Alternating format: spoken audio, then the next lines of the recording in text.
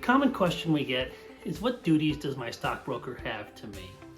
And I usually explain it in a couple of different ways. First, I try to point out that your stockbroker is not a used car salesman. It's not just caveat emptor, let the buyer beware, and your broker can sell you anything he wants, and as long as you buy it, then the issue is yours. Instead, since June 30th of 2020, your broker has what's called the duty of best interest. So regulation best interest was passed and then became effective in 2020, and it requires a number of things. Most importantly, it requires that your broker puts your best interest as the client in front of his own.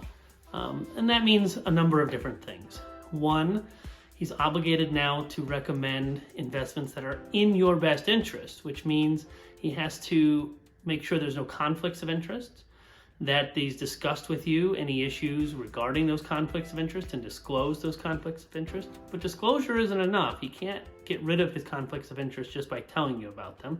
He has to actually take them into account and recommend an investment that is in your best interests, not his.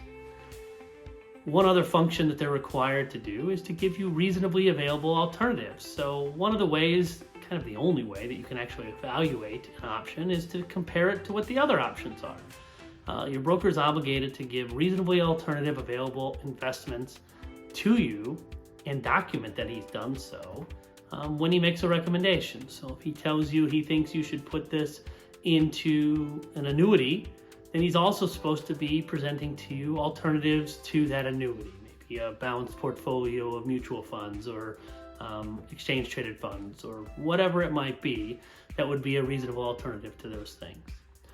And finally, he has to make sure that what he ultimately recommends and buys in your account is in your best interest and makes sense based on your investment objectives, your time horizon, and your investment goals.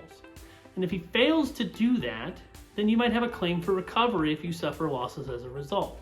So if we can show that he didn't make a recommendation that was in your best interests, and you suffered losses as a result of that, you might have a claim for recovery. This is what we do on the regular, is helping claimants, customers who have losses in this kind of situation, recover those losses from the broker-dealer that the broker worked for at the time that he made the inappropriate recommendation. These cases are brought through FINRA arbitration, sort of like a version of court, but instead it's a private dispute resolution service.